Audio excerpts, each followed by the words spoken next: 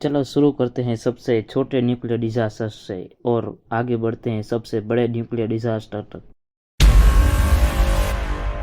Number 1, SL1 reaction.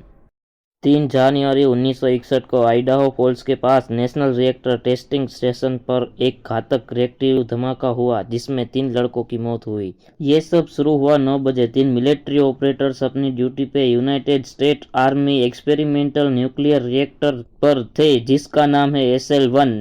जब तीनों में से एक लड़के ने रिएक्टर सेंट्रल कंट्रोल रोड को निकाल दिया जिससे रिएक्टर शांत में से अपने फुल पोटेंशियल पर चलने लगा। जब कंट्रोल रोड न्यूक्लियर रिएक्टर के अंदर होती है तब वो ज्यादा न्यूट्रॉन्स को ऑब्जर्व कर लेती है जो न्यूक्लियर चेन रिएक्शन को रोकता है। जितनी ज्यादा रोड रिमूव की जाए उतना कम न्यूट्रॉन एब्जॉर्ब होता है और फिजन रिएक्शन का दर बढ़ता है जो बहुत ज्यादा एनर्जी बनाता है। आप कंट्रोल रोड को न्यूक्लियर रिएक्टर का गैस पेडल कह सकते हैं। जब तीनों में से एक ने रोड पूरी निकाल दी जिससे रिएक्टर इतनी ज्यादा एनर्जी बनाने लगा जिससे रिएक्टर के अंदर का पानी ओवरहीट और फैलने लगा जिससे रेडियो एक्टिव भाप रिएक्टर वेसल में से निकलने लगी। थोड़ी देर बाद वेसल घातक तरीके से फट गई और एक आदमी हवा में उछला और छत से चिपक गया जबकि दूसरे दोनों आदमी घातक रूप से घायल हो गए। शुक्र है कि धमाके से निकला रेडिएशन वो बिल्डिंग के अंदर ही रह गया जिससे डिजास्टर को साफ करना आसान हो गया। क्षेत्र को पूरी तरह से साफ करने में उनको 14 महीने लगे।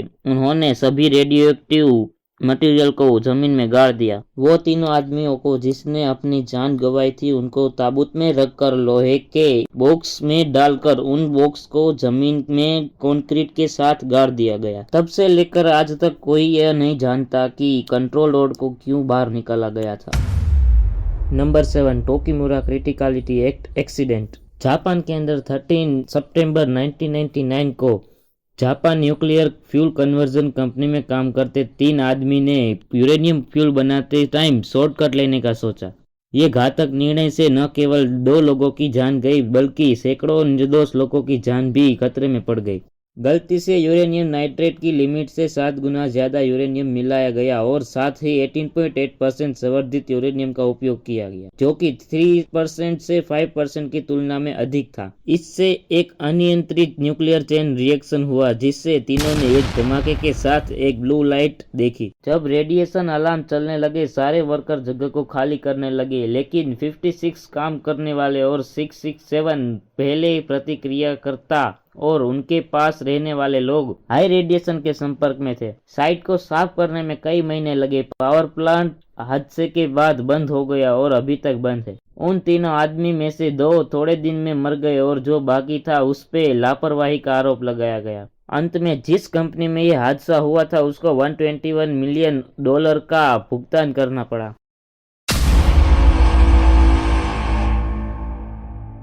Number 6, the 3 Mile Island accident. United State के अंदर सबसे खराब न्यूक्लियर डिजास्टर इसे माना जाता है। हैरिसबर्ग पेंसिल्वेनिया के पास 28 मार्च 1979 के दिन 4 बजे एक रिएक्टर रेडियोएक्टिव गैस छोड़ने लगा। न्यूक्लियर पावर प्लांट के अंदर की परिस्थिति बहुत खराब थी। रिएक्टर जल्दी से ओवरहीट हो रहा था जिससे रिएक्टर पिघलने लगा। ये ऑपरेटर एरर और इक्विपमेंट फेलियर से हुआ था परंतु हैरानी की बात यह है कि थोड़े अमाउंट में रेडियोएक्टिव गैस निकली थी। इसने लोगों को पूरी तरीके से पैनिक होने के लिए मजबूर कर दिया। जब लोग पैनिक करने लगे वो तुरंत अपने टीवी की तरफ न्यूज देखने के लिए दौड़े। टीवी न्यूज पर यह अफवाह फैलाई गई थी कि न्यूक्लियर कोर इतना गर्म है कि वो धरती के बीच में होल कर रहा है जो बहुत गलत था। जबकि वो लोग एक चाइना सिंड्रोम नाम की मूवी के प्लॉट को रिपीट कर रहे थे। लोग कोई गाइडेंस के लिए तलाश कर रहे थे। उस दिन के बाद पावर प्लांट के वाइस प्रेसिडेंट टीवी पर लोगों को जवाब देने आए। जब उनसे पूछा गया कि वो क्या कर रहे इस इश्यू को सोल्व करने में, उनका जवाब था, मुझे नहीं पता क्यों हमें तुमको हम क्या कर रहे हैं ये कहना पड़ रहा है, जो कि बहुत अच्छा जवाब था। ये डिजास्टर ने 1970 और 1980 के दशक में एंटी न्यूक्लियर आंदोलन को जन्म दिया जिससे भविष्य में न्यूक्लियर पावर और यंत्रों को बनाने की पद्धति में सुधार आया। Number 5, the Windscale fire. Windscale fire सबसे घातक न्यूक्लियर डिजास्टर यूनाइटेड किंगडम की हिस्ट्री में रहा है।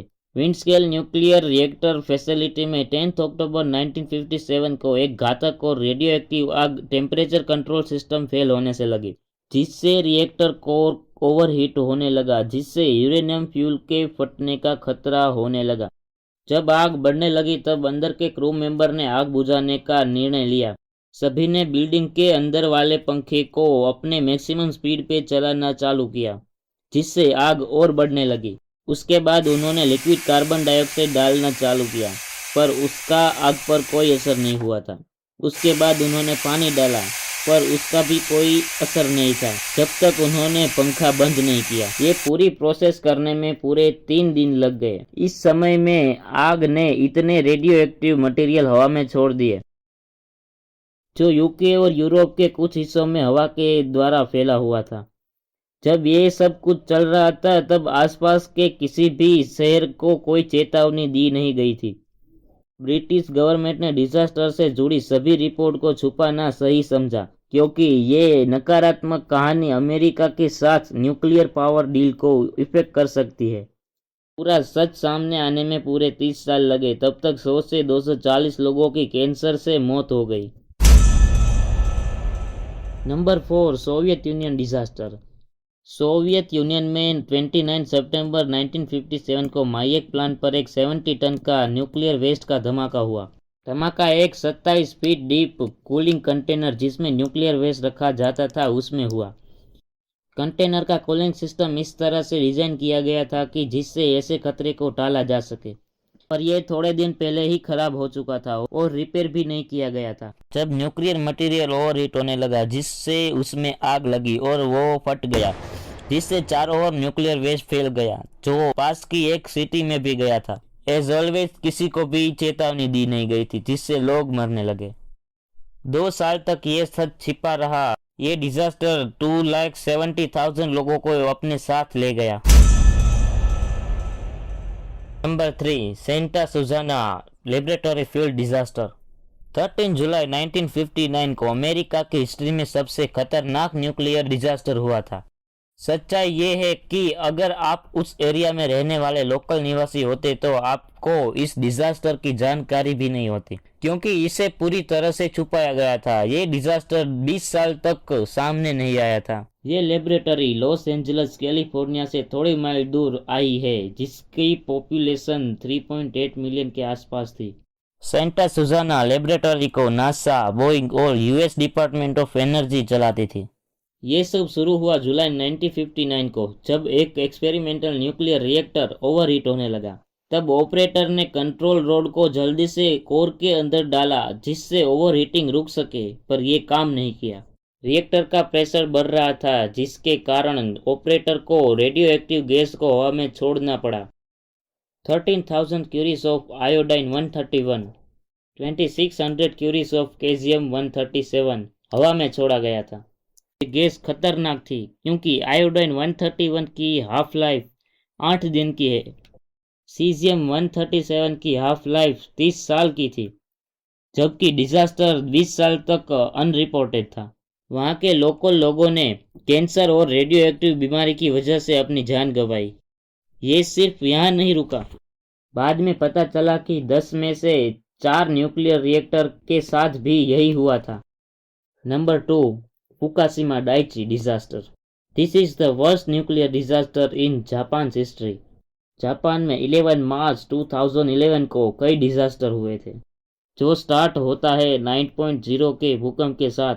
13 मिनट के बाद बड़ी सुनामी आई और इलेक्ट्रिक पोल को तोड़ दिया, जिससे इलेक्ट्रिसिटी बंद हो गई। तब Japan one of the largest nuclear power plant reactor was started overheating, और बिना इलेक्ट्रिसिटी के कूलिंग सिस्टम काम नहीं कर सकता था। 3 रिएक्टर चलते टाइम बॉम्ब में बदल गए। पहला रिएक्टर मार्च 12 को फटा, दूसरा मार्च 14 को और तीसरा मार्च 15 को। यह डिजास्टर लेवल 7 का डिक्लेयर किया गया ऑन न्यूक्लियर इवेंट स्केल। उस डिजास्टर के कारण 1,65,000 लोगों को अपना घर छोड़ना पड़ा। Number 1, Chernobyl nuclear disaster. सबसे घातक न्यूक्लियर डिजास्टर में इसका नाम पहले आता है। प्रिप्याट यूक्रेन के पास चेर्नोबिल न्यूक्लियर पावर प्लांट में 26 अप्रैल 1986 को एक धमाका हुआ। जिसने वहां के लोगों की जिंदगी बदल दी। धमाका तब हुआ जब ऑपरेटर एक टेस्ट कर रहे थे जिसमें जितने हो सके उतने कंट्रोल रोड को अलग किया गया। उन्होंने हो सके उतनी कंट्रोल रोड को अलग की, जिससे रिएक्टर का पानी ओवरहीट होने लगा। उन्होंने कूलिंग सिस्टम का कंट्रोल भी खो दिया था। At night 1:23 o'clock reactor exploded, जिससे सबसे ज्यादा रेडियो एक्टिव धुआं और गैस हवा में मिलने लगी। उनकी तुलना 400 हिरोशिमा एटॉमिक बॉम्ब से की जा सकती है। हजारों की तादाद में वहां फायर फाइटर्स को भेजा गया जिन्होंने नॉर्मल सूट पहने थे। ओवर 6 लाख लोग including fire fighters, power plant worker, military और वॉलंटियर्स को भेजा गया प्लांट की आग बुझाकर साफ करने के लिए। This operation took 10 days। आज भी साइट दुनिया के सबसे ज्यादा रेडियो एक्टिव जगह में से एक है। Thank you for watching this videos. Images are taken from Good Enough YouTube channel, so please support him and me also.